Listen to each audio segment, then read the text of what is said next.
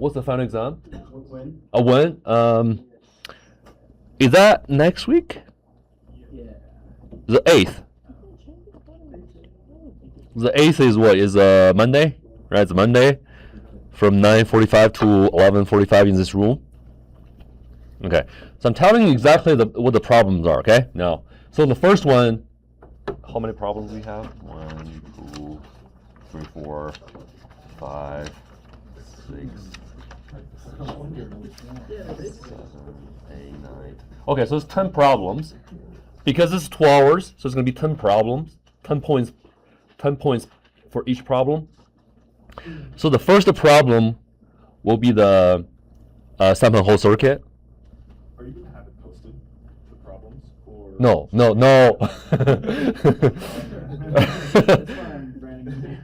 but I'm showing you here. I'm going to show you what the problems look like. So problem number 1 will be sample hole. Guys, the sample hole, you can see the circuits. The circuit. Did I draw it? I probably drew it. Sample hole circuit. So this guy, right? This guy. Okay? Yeah, I want to be more clear this time because last time I was expecting students will know what I'm saying, what I'm talking about, but actually they didn't. I have to be super specific. So if you look at this circuit, there are how many? Six sub questions for problem number 1. So the questions are, for example, which one? You have to understand the circuit. Okay, since I had a recorded lecture, let's see if we have a recorded lecture with it. Yes, we do, right? So we have a recorded lecture over here. If you don't understand the circuit, make sure you watch the lecture. And also, you can ask me questions by sending emails or visit during office hours or whenever you just catch me in the office. Okay, you can just directly knock the door and ask me questions. Okay, I'll make myself more available this week just for you guys to prepare for the finals. Okay, so this circuit, for example, the voltages over here is going to swing around like which and which, right? After a few cycles, you should know that. Okay, and here's a signal being injected into this point. So you know that which transistor is actually a sampling transistor. It's actually the switch, right? So sample it. It's the NMOS, okay, somewhere. And what else? So the voltages, remember the voltages, this is just a pass gate. The signal passes through and reaches to this point. And remember this capacitor is holding a floating VDD, remember? It's holding a floating VDD because every time when it pulls, this one has a higher gate voltage, which enables the entire VDD to be passed through this NMOS and reach this point. And because whenever it's dumping charges to this capacitor, and this transistor is open, so eventually it's actually dumping a VDD to this cap.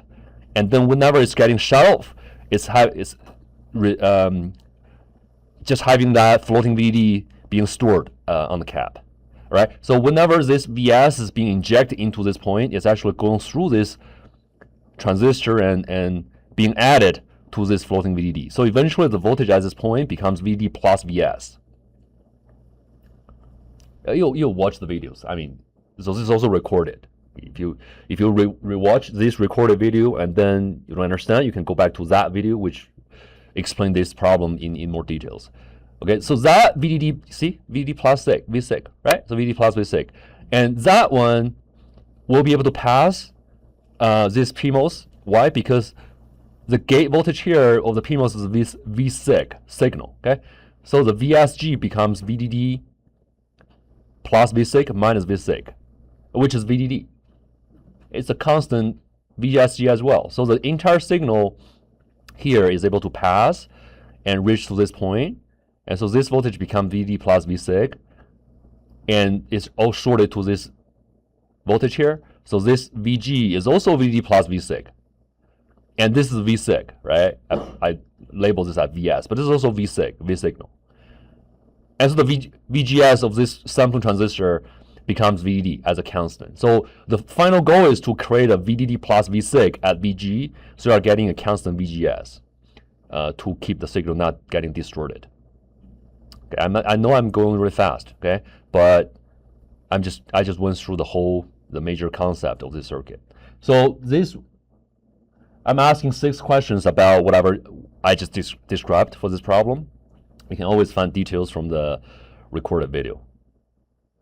Okay? Question number 2.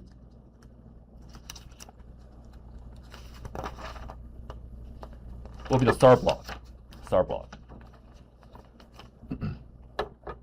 So we had a quiz problem on this. It's going to be exactly the same problem. Let me see if there's any differences. I combined 2 different quizzes. I think earlier this semester I asked you guys to draw the state diagram of the star logic, right? I gave you a input analog voltage and the V range of the whole ADC, and asked you guys to draw all the intermediate values of the SAR, right? So that's the state diagram. You should be able to do that. Just go back to the I think we did it in the midterm and also the multiple quizzes on that as well. And combined with that problem, in addition to that, for problem number 2, okay, and I ask you guys to draw that star blocks and sequencer and code registers schematic, right? So just to draw the blocks. I thought, you guys should do a good job on that, but after the quiz, I found out a lot of you didn't finish it. So you have to get back to the circuit. Let me see, code register, star block here, right? So the nodes. You see, this lecture covers everything. You just watch this lecture video and go through the nodes here. So you need to know the states, and you need to know the circuits. So remember, if you have 3 bits, you need to draw 4. You need to draw 4 D flip-flops because there are 4 states. So you need 4 D flip-flops to hold it. If it's a 4 bits, you need 5. Okay? And the very last one is slightly different. It's slightly different. You could always find out the details over here. All right. This is 5. Okay, this is 4-bit. But this is the very last one. Okay, this is the very last one. So the very last one, the Q is not going to anywhere because it's a 4-bit star. So the last one is just used to give a rising edge to the first one. Right? That's it. Make sure you draw 5, okay? If you make mistakes for the wiring and then something else, but definitely draw 5 blocks or boxes. It's pretty easy to do. Just draw 5, right? If it's 4 bits. If it's 3 bits, you need to draw 4. Okay? Any questions on this? So essentially, the first part is the first quiz, the states, and then the second is the circuit of the later quiz. Yeah. Double-check. Yeah, I think it's reasonable since I told you what are going to be on the exam. It's just you guys just need to go through the notes and study it. I know we only have 1 week left, right? But you guys also have a lot of other courses and homework assignments. I know you guys are busy, so I just want to make it super clear what I want from you guys, okay? Super clear. Just study it. You have to study it. All right, I told you what are going to be on the exam. You have to study it. Spend some time on it. So problem number 3 will be the D flip-flop states. D flip-flop. But still a lot of work, I have to tell you. The TI D flip-flop. Okay. This guy. So the expectation is that you guys understand. So I think the way to study this is that you go through all the states, like what I did in the lecture. So you just think about that you yourself is trying to teach someone who doesn't know the TI D flip-flops, right? Just teach them first, it is the D flip-flop because D will be passed to Q. That's why it's the D flip-flop, right? The data is going to Q, right? That's the first thing. Second is a rising edge triggered, which means that at the rising edge, D will be sent to Q, and also after the rising edge, when the clock is high, if D changes, Q doesn't change. So that's all the things we need to verify. But I'm not asking you guys to verify it. So what I'm going to ask you is, it's going to be a table. It's going to be a table. So let me draw it on the paper. Want us to go with the states, basically, give them like a table? Yeah, I can probably just show the table here. I'll just show the table. I couldn't. I couldn't show the table because that's already the whole entire problem, right? It's you already know the problem. I shouldn't do that. So yeah. So for example, if I can describe it. Okay. So the table, I have all the voltage nodes. The voltage nodes, right? Every single point in the circuit, I'll label it like R, Q, R, S, whatever the nodes. I'll label it, and then I'm gonna say when clock is 0. So when clock 0, what are the voltages at the signal lines? It's actually really simple because these are just NAND gates. If you know the logic, you just go through all the signal lines. You should be able to find out the output, right? And then there will be another row. For example, row 1 will be when clock 0, what are the signals? What are the voltages, right? And then the second row of the table will be at the rising edge, so the signal will change from where to where. Okay, so like what I did over here is, if I don't know the voltage, what the voltage is, you could use clock or clock bar like that, or D and D bar, okay, to represent the signal line, because it could be 0, could be 1, depending on the previous state. So this shouldn't be very difficult, actually. I mean, at least for most of the cells in the table, you should be able to get it right. There might be maybe 1, 2, 3 of the cells you might get confused on and make some mistakes, but the majority of the cells in the table should be completed easily. And same for this guy. Okay, same for this guy. So this is problem number 3. Okay, this is problem number 4. I think for this one, the key point is that when clock, because this is a PMOS, right? I can tell this is PMOS. So when clock is 1, okay, when clock is 1, this PMOS is off. So this inverter doesn't really work anymore, because it's like you disconnect the middle line of the inverter, even though the PMOS and NMOS. You know what I mean? So when clock is 1, right? When clock is 1 at the rising edge, this is off. Okay? So this signal, this whole circuit here won't be a inverter anymore. However, it's still gonna work to some extent, because after rising edge, this becomes 1. So if D changes to D naught, this point may or may not change, depending on the previous D, what the previous signal here was. Let's slow down a little bit. Let's see if you understand what I'm saying, what I'm talking about. Okay, so previously, this is D. This is D. And clock is on. Clock is 0. So if clock is 0, the PMOS is on. So this circuit is simply an inverter, right? And this must be D naught. Okay? After the rising edge, this is disconnected. And if D changes from D to D naught, what the signal here will change? Will change to, right? It depends.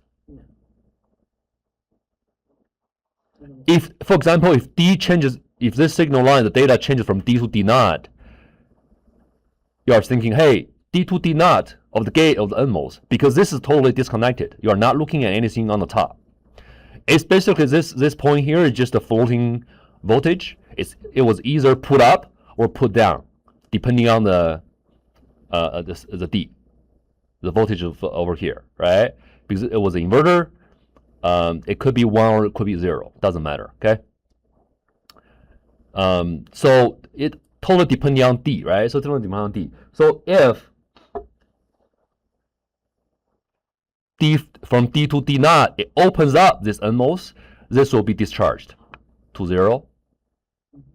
Okay, if it was 0 to 1, 0 to 1, oh no, 0 to 1 here will discharge it, right? Will discharge it. What about 1 to 0? For the gate, 1 to 0. Huh? No, this is disconnected. So what about this point changes from D to from 1 to 0?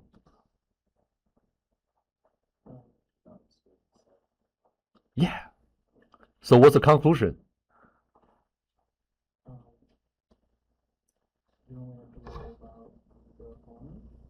Yeah. So what's the conclusion here? See, let me go through this again, okay? This point, okay? If this point changes from 0 to 1, what's going to happen? It opens up this NMOS, is going to pull this down, right? It's going to discharge it. Agree with that? So this becomes what? This point becomes what? 0, okay? So what about this point changes from 1 to 0?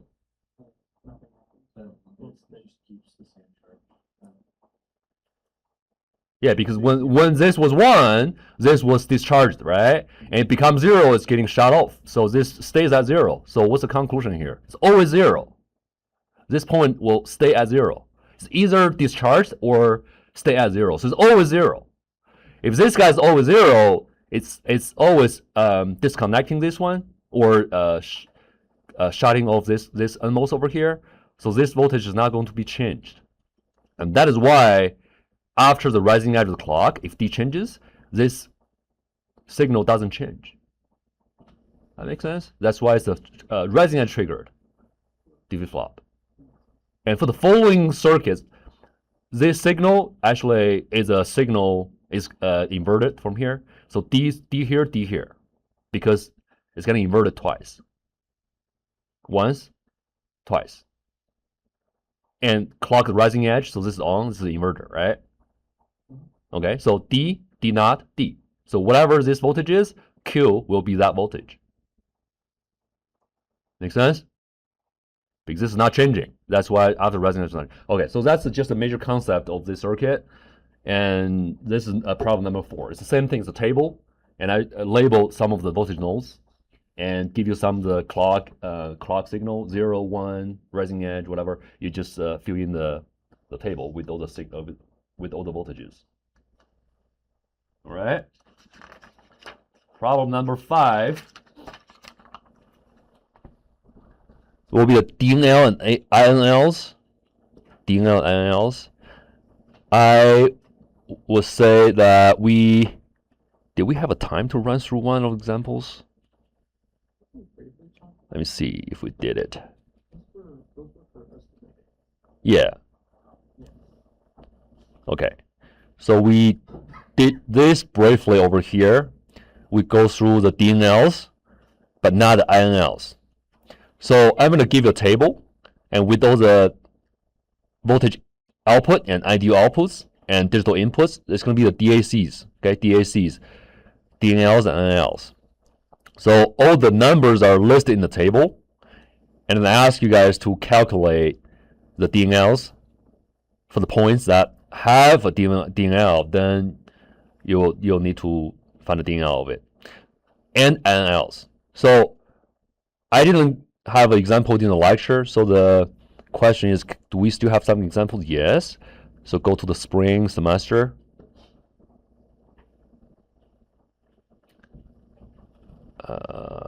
Here. DNL, INLs. I think here. Okay. So I have the DNLs for each point calculated. And INLs, let's see here. Okay, so that's the INLs. I believe it's the same problem, same numbers, set of numbers, but I was not able to finish that during that lecture, so I continued on that same problem. And then it's followed by ADCs. So we're talking about DACs. So the ADCs, DNLs, and NLs are not going to be on the exam. So only DACs. So the DACs, NLs are calculated over here, and DNLs are calculated over here. So March 12th and March 24th. That's problem number 5. Problem number 6 is the digital models we covered several weeks ago. This guy. So the Miller effect here, that's the NMOS model and PMOS model. And so when you are calculating the time delays or discharges, so you are looking at the output. So the output has CUX and CL connected to it. If the NMOS transistor looks like this, right? So looking at the output.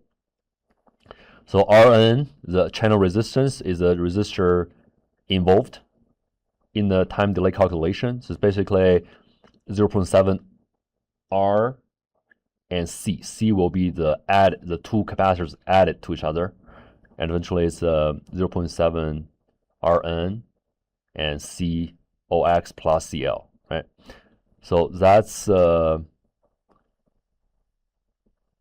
to be TPHL because the capacitor was holding a VDD, right? So whenever this got switched on, this point will be discharged to ground. Okay, so the discharge to ground.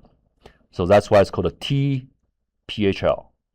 PHL means propagate delay from high to low. H to L. Okay, that's 0.7 Rn and CUX plus CL. And I'm going to show you this table here. Make sure you guys understand what's going on.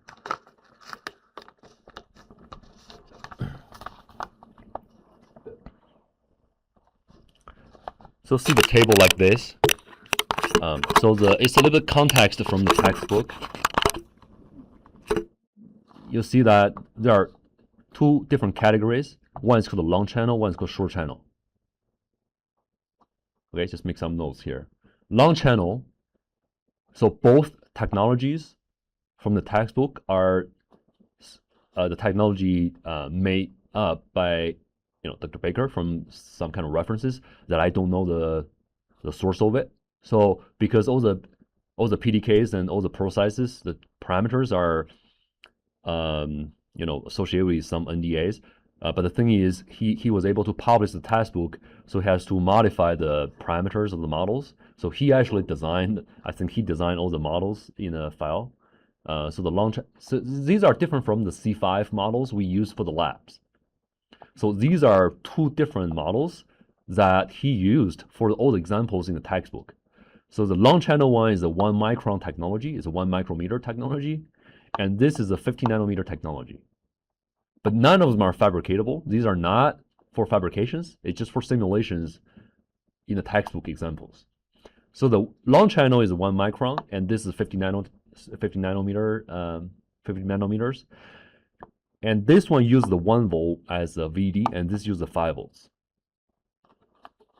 If you open the textbook, you can see all the examples, and there are two tables on the back as an appendix on the back of the book. So we don't have to know too much details about it, but the thing is, everything is given already, right? So they give you these parameters. If it's a 10 by 1, which means it's a 10 micrometer by 1 micrometer, is a width over a length. Okay, width over length, and that's 1.5K if it's a 10 by 1. That's 1.5K, and the capacitance, if it's a 10 by 1, it's going to be 17.5 femtofarads. So if I modify this guy, for example, I use 10 by 2, so it's 10 micron by 2 micron. The resistance will be what?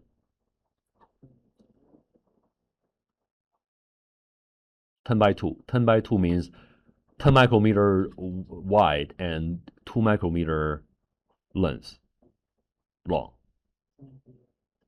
It should be 3K, right? What about the capacitance?